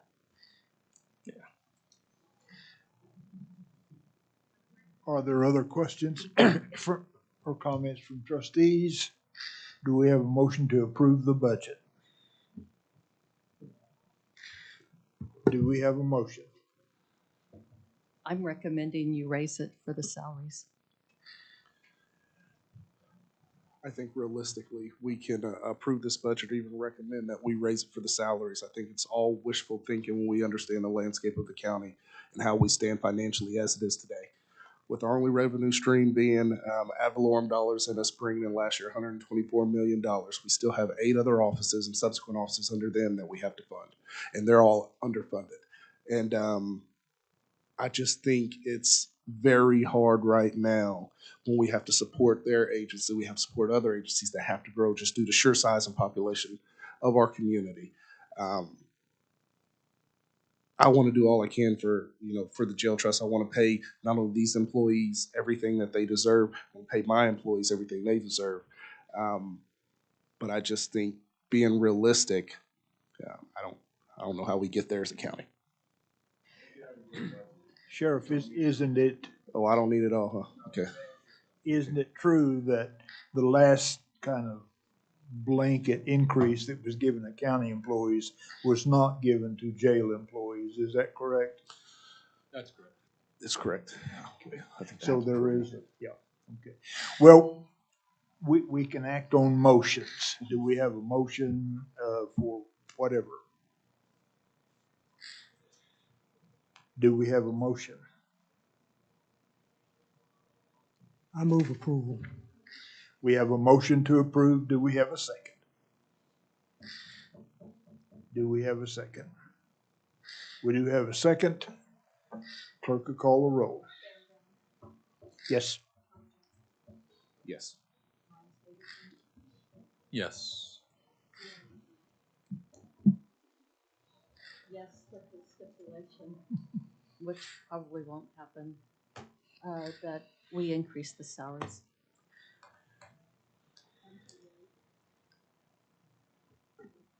Yes. Yes. Yes. Having received 7 aye votes and no nay votes, I declare the same to have passed.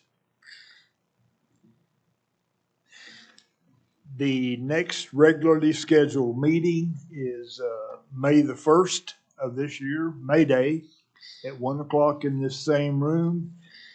Now, we have 3 executive sessions that we need to approve Yes, and sequentially. Mr. Chairman, item 17 is an executive session regarding various items of described litigation, including the grand jury and other items too. Then there's also an item 18. Items 18 and 19 regard personnel matters. So the appropriate motion would be to move into concurrent executive session regarding agenda items 17, 18, and 19 in accordance with and as described by these agenda items. Okay, do we have a motion to move into these concurrent? We have a motion. Do we have a second? Second. We have a second. Clerk, call the roll. Yes. Yes.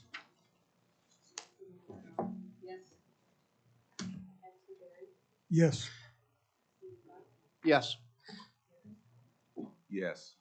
Having received 7 aye votes and no nay votes, I declare the same to have passed, and we are now in executive session.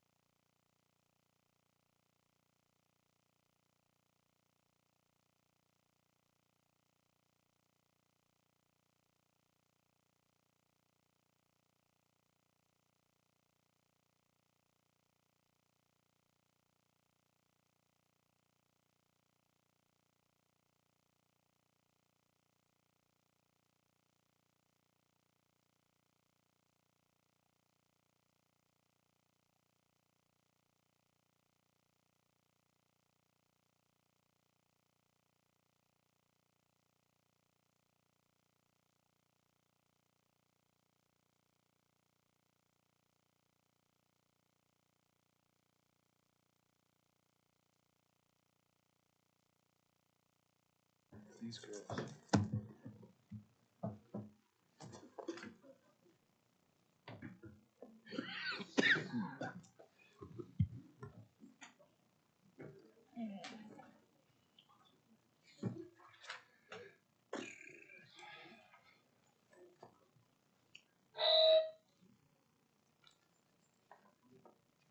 Scobie, what'd you do over there?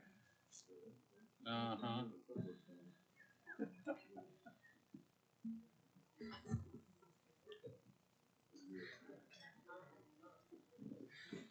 It said it was you. Okay, the chair would entertain a motion to leave executive session and reconvene in open session. Do we have a motion? So moved. We have a motion. Do we have a second? We have a second. Clerk, call the roll. Yes. Yes. Yes. Yes. Right behind you. Yes. Having received 7 aye votes and no nay votes, I declare us the same to have passed. We are now in open session. Number 21, with respect to items A and B, perhaps there's a motion. Motion to instruct council to proceed as discussed in executive session.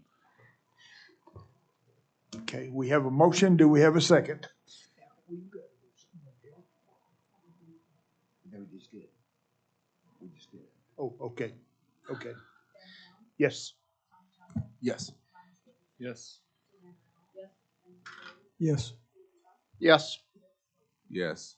Having received 7 aye votes and no nay votes, I declare the same to have passed. Now, 21C is a little different. Okay.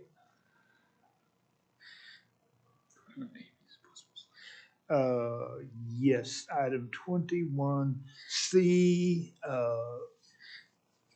Stephen Buck, you were chair of a committee, and you're recognized to bring us up to date. Thank you. First, I would like to extend appreciation to Chief Barry, Sheriff Johnson, who participated on the subcommittee with me. We were able to meet and have a very high-quality conversation with Ms. Garner earlier today. As a matter of record, many of you might have noticed that there was a meeting that was posted for earlier mid-month of March that had to be canceled on short notice. That was due to a member of our committee having obligations that particular day, and I felt it important that we have all 3 members of the committee available for this important process. Last week, as Director Garner had indicated, she was traveling, and as part of those travels, we were unable to meet, so we met for the first time this morning. It was the action item and recommendation of the committee that we hold an additional conversation with Ms. Garner, specifically for the purposes of exploring her references and a further discussion of specific experience that she has.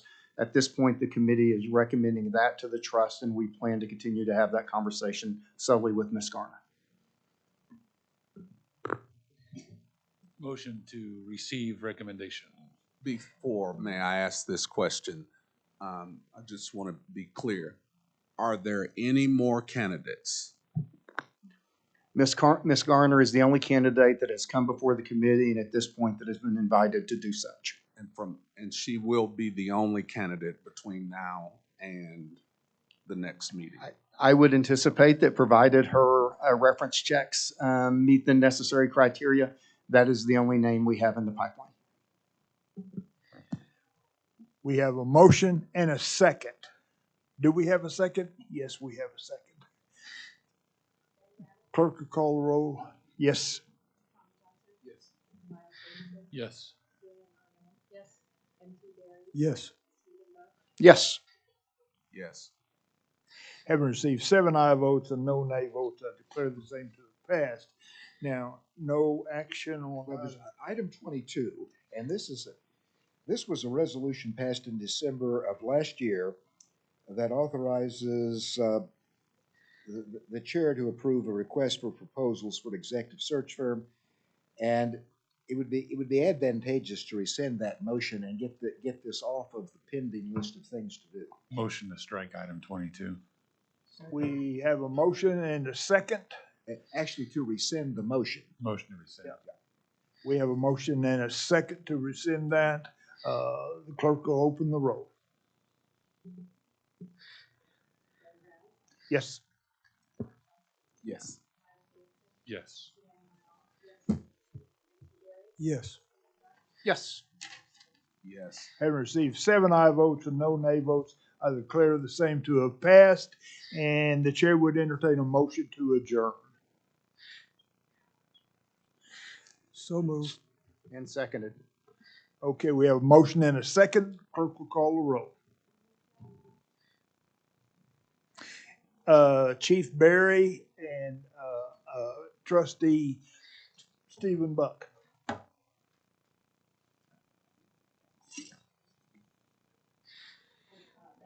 Yes. Yes. Yes. Yes. Yes. Yes. And we are adjourned. Thank you. Right.